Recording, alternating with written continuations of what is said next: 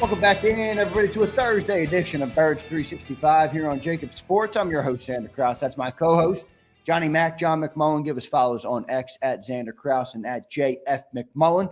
Appreciate everybody for being here today. Don't forget to hit the like button, subscribe to the YouTube channel, drop your comments down below, and check in. If you guys have super chats or thoughts, you can always do that, and they go right to the top, and we will respond to all of you guys. John, we just recapped the practice squad and a lot more punt returners, some tangents, all sorts of things. I do want to get into the practice yesterday. Chance Campbell, by the way. Does anybody know who Chance Campbell is? Because he was signed very late, but he's back on the practice squad. Yeah, Chance Campbell added back. Johnny Mac, they were back on the practice field yesterday. Now, your life has shifted drastically as a beat reporter when it comes to consuming practice. Walk us through that, and then kind of we'll get the updates on what went down yesterday at the NovaCare. I know Landon Dickerson is obviously a big name of importance from yesterday's practice.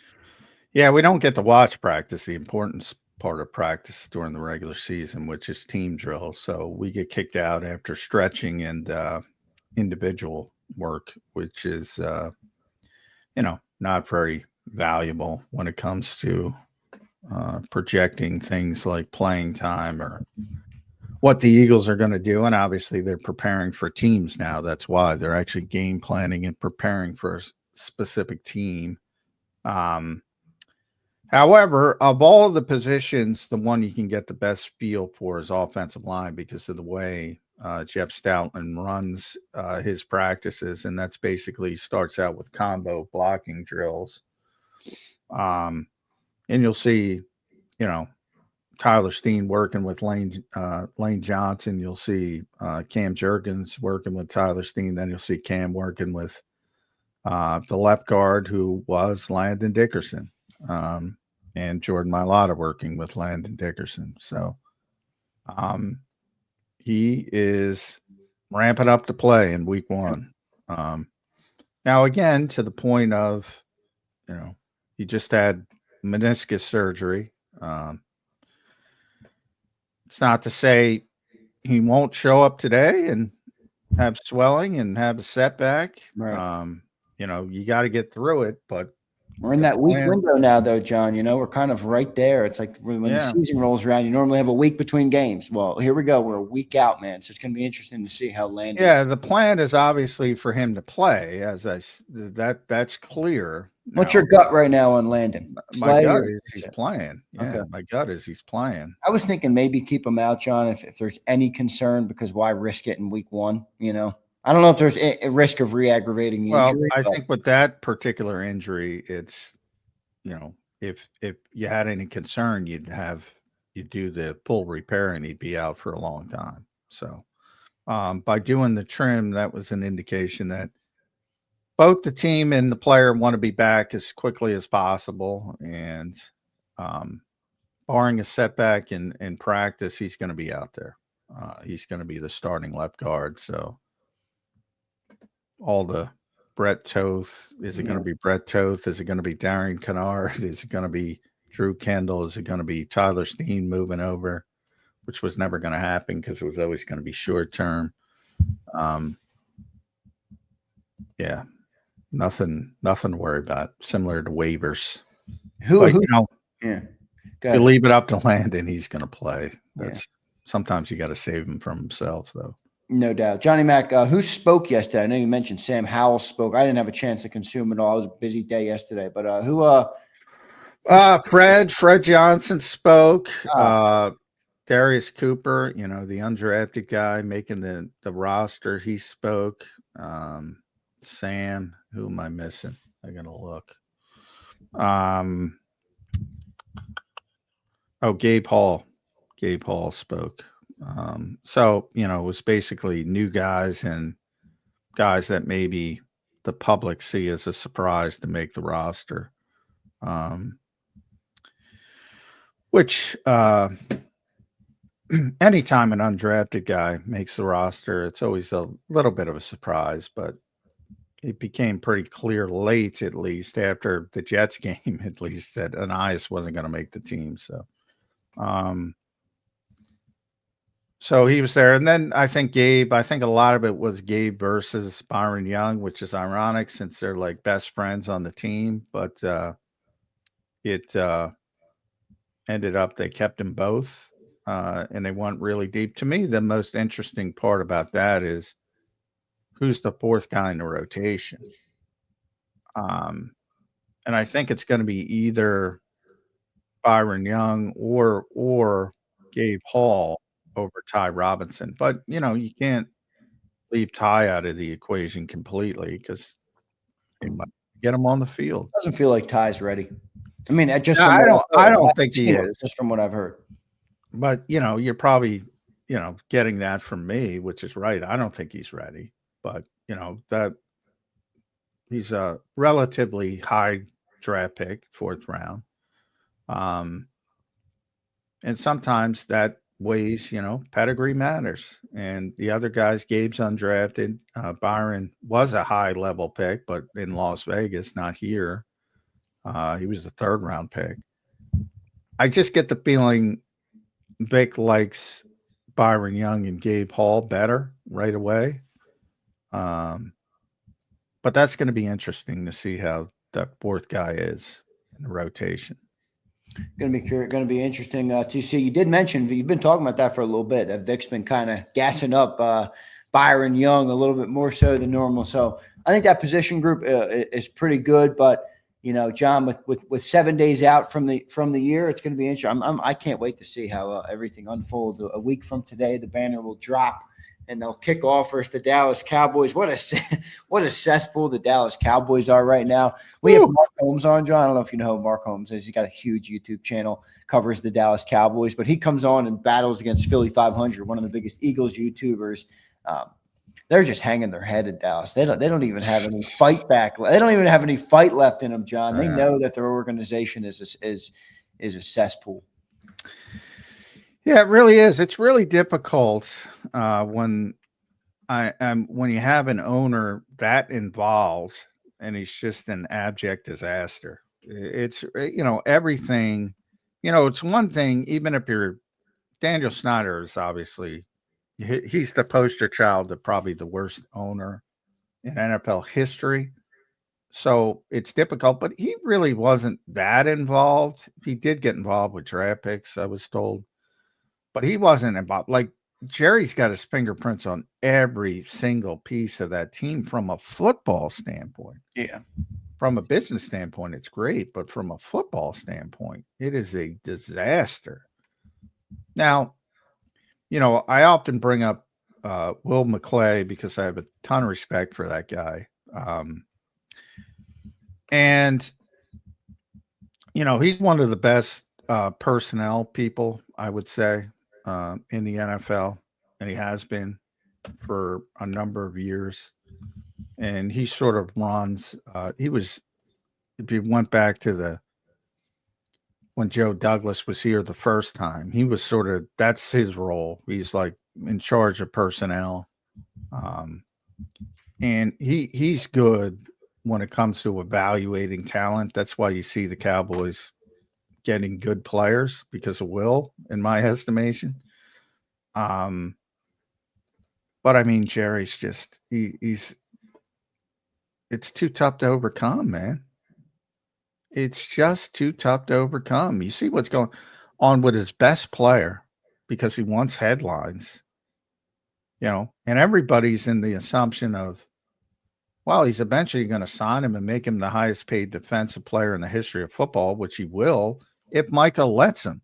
At some point, this was always going to bite him in the ass because somebody at some point was going to say, I'm just sick of this guy and sick of this organization and sick of this team and want to get the hell out. And I don't know if that's going to be the case with Micah, but he's taken it as close as possible to being the case.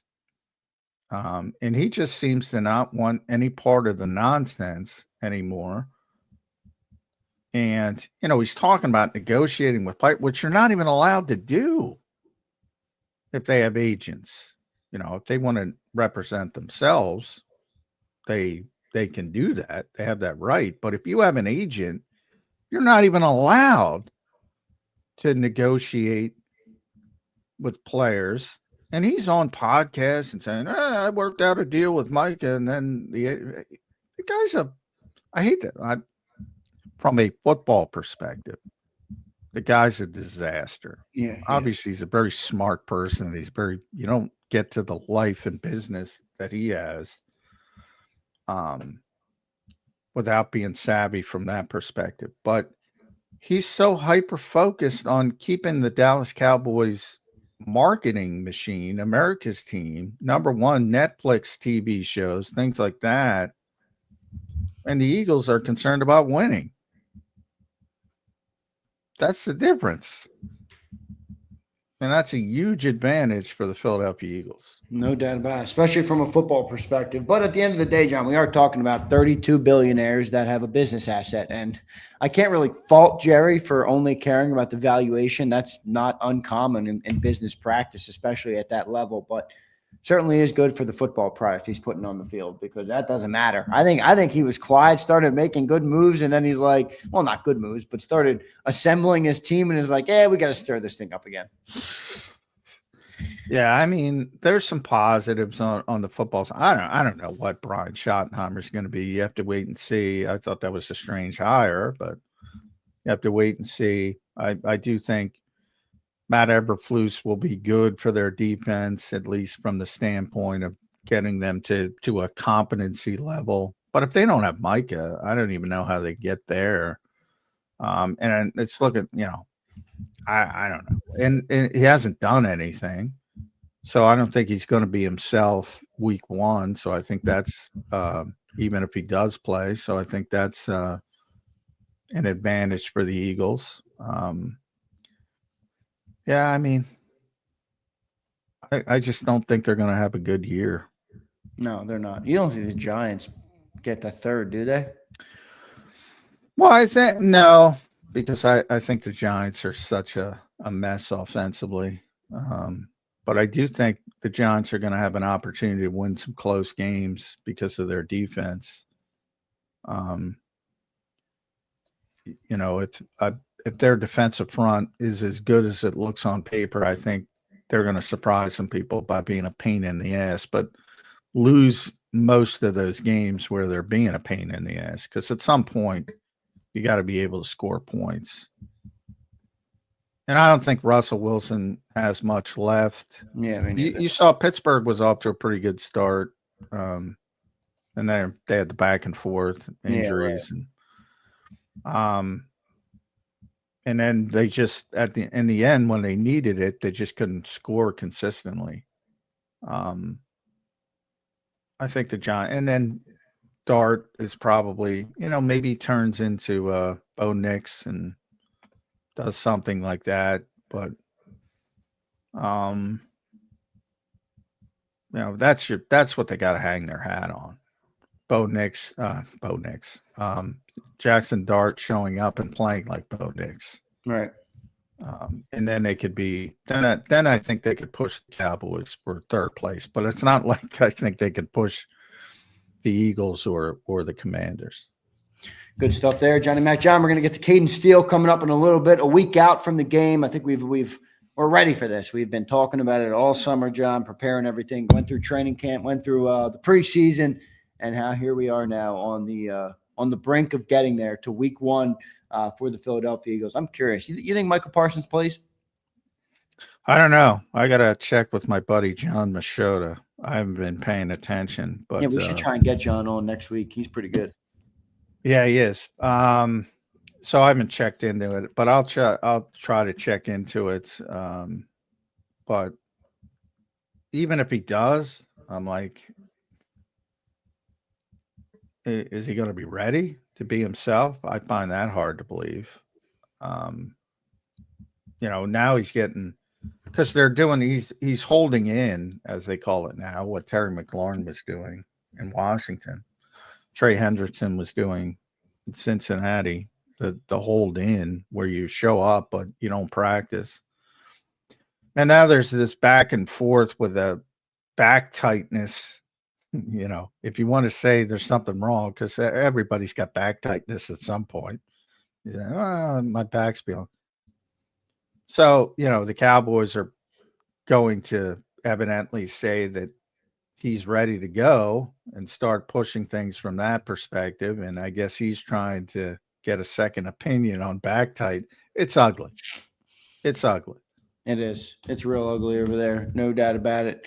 John, good stuff there as we get good stuff. We'll see if he ends up playing. I mean, I think they're going to keep milking it. I wonder if Jerry's being supposed to be the Eagles' night that night with the banner. I wonder if he's trying to take away a little bit of that. The headlines will be all day on every national. A lot of Green Bay hype too with Micah Parsons. They think they're getting Micah Parsons. That would shake things up. That would put Green Bay at the top of my list of. I don't trust Jordan Love, John. I don't trust him either, but I think he'll be better. I think he'll get better than last year. I thought he had a poor season, but that would change the trajectory of the NFC because they're a good organization. You think about when they got Reggie way back, that became a problem because they generally do things the right way. Yeah. Good stuff there, Johnny Mac. Great show so far today. Appreciate everybody being here, guys. Hit that like button. We got a great crowd in here, as always, about almost 1,200 watching across all of our platforms. So we appreciate that. Hit that like button. Subscribe to the YouTube channel. All right. Drop your comments down below. All super chats go to the top. Couple super chats, then we'll get to Caden Steele. Luis checks in. He says, Jeff Hardy was a better wrestler than John Cena. Is he just trying to stir you up, or I don't know. I don't know if that's true or not. No, well, it depends on everything's about definitions in life. He's a better worker than John Cena, which is the wrestling term for in-ring work rates. As a whole of what a pro wrestler is supposed to be, which is promos and work rate and charisma and drawing people, not even close. John Cena laps him by a million miles. Yeah. But plus he's not a drug addict, so that helps as well. Twiz says, what 4 players you think will protect on the practice squad? That doesn't exist anymore. That was a COVID era rule. That doesn't exist. So you can't protect anybody now, or no? Can't protect anybody. There you go. That was only COVID era. That was not a rule before COVID. It's not a rule after COVID. Doesn't exist. Got it. Good stuff. Let's go to our main man, Caden Steele, set to join us here on Birds 365. Let's